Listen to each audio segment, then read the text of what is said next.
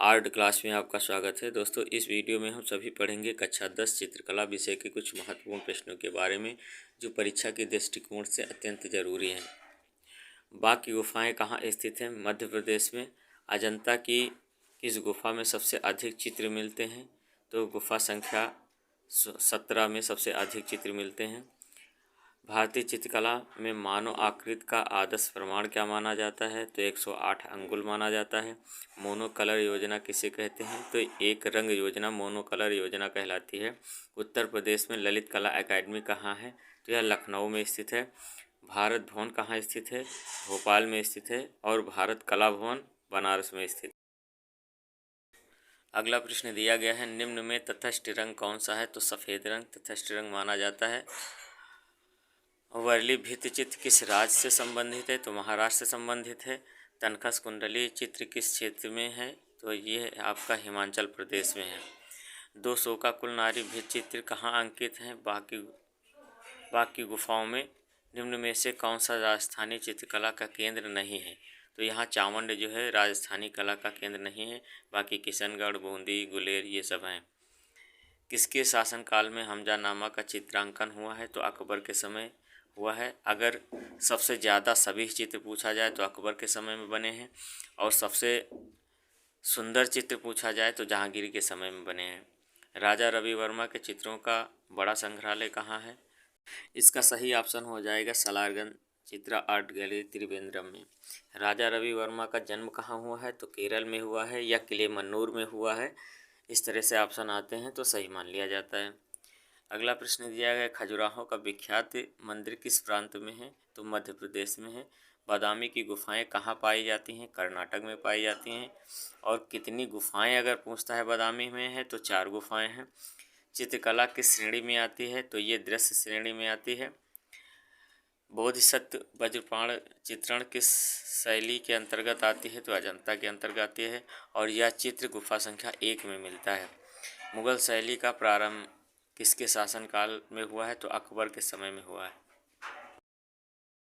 अगला प्रश्न दिया गया है, चित्र में गहरा रंग विशेषकर क्या दर्शाने के लिए होता है? तो यह घनत्व दर्शाने के लिए किया जाता है। हॉटमैन पेपर का प्रयोग किस माध्यम में होता है? तो यह जल रंग माध्यम में होता है। भारत में तैल चित्रण का प्रारंभ किसने किया? तो राजा रवि वर्मा द्वारा तैल चित्रण का प्रारंभ हुआ।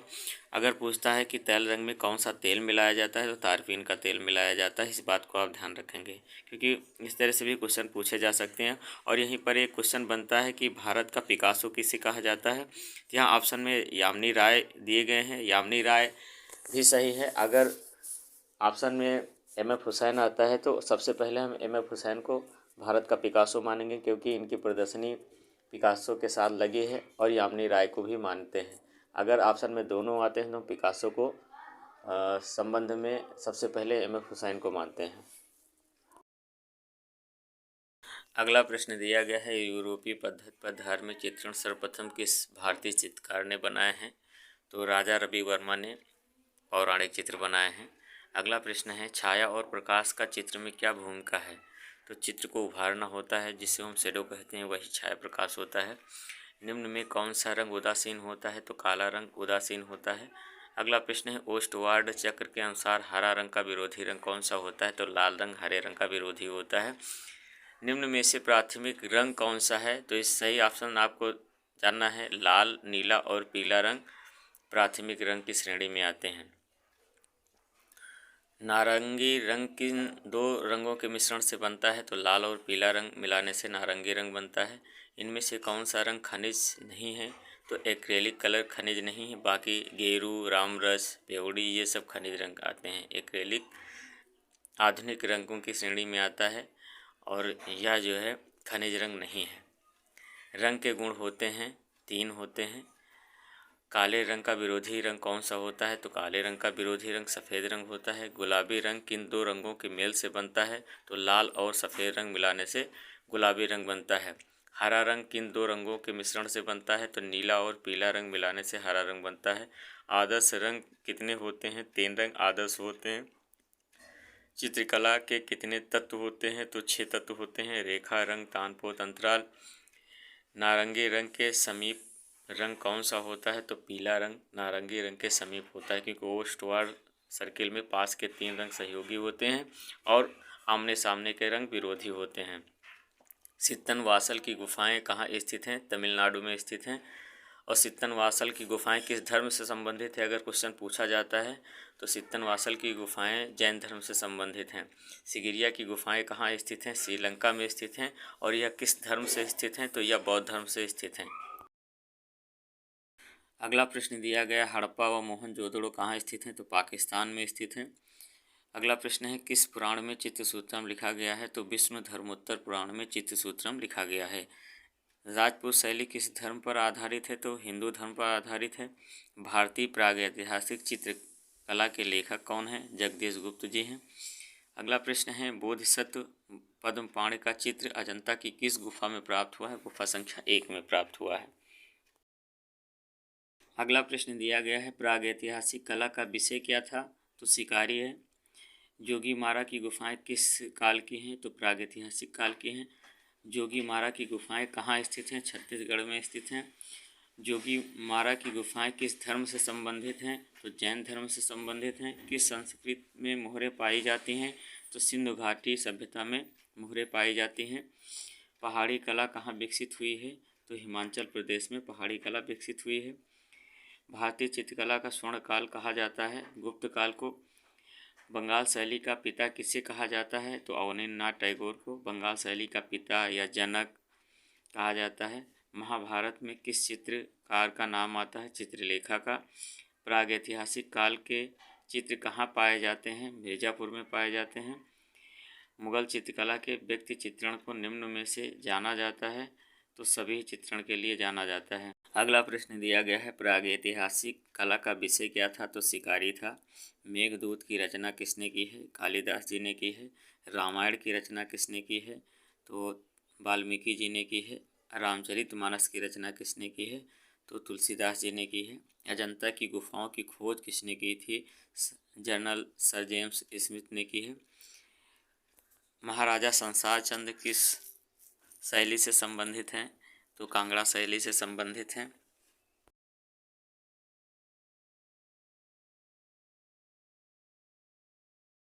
अगला प्रश्न दिया गया है, प्रसन्नता का भाव व्यक्त करने वाला रंग है? तो हरा रंग प्रसन्नता का भाव प्रकट करता है और प्रगति का भी प्रतीक माना जाता है। ठंडा रंग भी माना जाता है। अगला प्रश्न दिया गया है, बनी ठनी चित्र किस शैली से संबंधित है? तो किशनगढ़ शैली से संबंधित है। और इस चित्र को किसने बनाया है? तो निहाल चंद्र ने बनाया है। और भारत की मोनालिसा भी इसी चित्र को कहा जाता है। अगला प्रश्न दिया गया है, बनी ठनी को किसने चित्रित किया है? तो निहाल चंद्र जी ने चित्रित किया है। संपूर्ण कोण होता है तो 360 अंश का संपूर्ण कोण माना जाता है। प्रश्न दिया गया है, एक त्रिभुज के समान कोणों का योग कितने अंश का होता है? 180 अंश का होता है। अगला प्रश्न है, अजंता की गुफाओं की खोज किसने की थी? तो अंग्रेजों ने की है। अगला प्रश्न दिया गया है, बंगाल शैली का कौन सा चित्रकार इलाहाबाद से संबंधित है? क्षितेंद्रनाथ मजूमदार इलाहाबाद से संबंधित हैं। किस चित्रकार को नोबेल पुरस्कार से सम्मानित किया गया था? तो रविन्द्रनाथ टैगोर को नोबेल पुरस्कार से सम्मानित किया गया था। और इन्होंने लगभग 67 वर्ष की आयु में चित्रण कार्य प्रारंभ किया था। और इन्हें आधुनिक चित्रकला का पिता भी कहा जाता है। अगला प्रश्न दिया गया है, कंपनी शैली कहा जाता है? बंगाल शैली को कंपनी शैली, पटना शैली या जान शैली भी कहते हैं। ये थे आपके 120 प्रश्न जो परीक्षा के दृष्टिकोण से अत्यंत महत्वपूर्ण थे। तो दोस्तों, अगर आपको वीडियो पसंद आया है तो प्लीज़ अपने दोस्तों को अवश्य शेयर कर दें जो इस बार हाई स्कूल बोर्ड एग्ज़ाम में बैठ रहे हैं। और अगर आप चैनल पर नए हैं तो प्लीज़ चैनल को सब्सक्राइब करना ना भूलें। अगले वीडियो में हम सभी सीखेंगे आलेखन कला के बारे में, जो कि आपका 30 नंबर का फिगर आता है। अगर आपको कोई फिगर सीखना है तो कमेंट बॉक्स में आप कमेंट कर सकते हैं, वह फिगर अवश्य बनाएंगे। और सेट वाले फिगर के लिए हम फिर बता रहे हैं, आप आवश्यक सामग्री ज़रूर ले लीजिए। अगर आपके पास सेट की पेंसिल नहीं है तो 6B 8B पेंसिल आप ले लीजिए। और ड्राइंग बनाने के लिए HB पेंसिल का यूज करेंगे आप। फिर मिलते हैं हम अगले वीडियो में। धन्यवाद।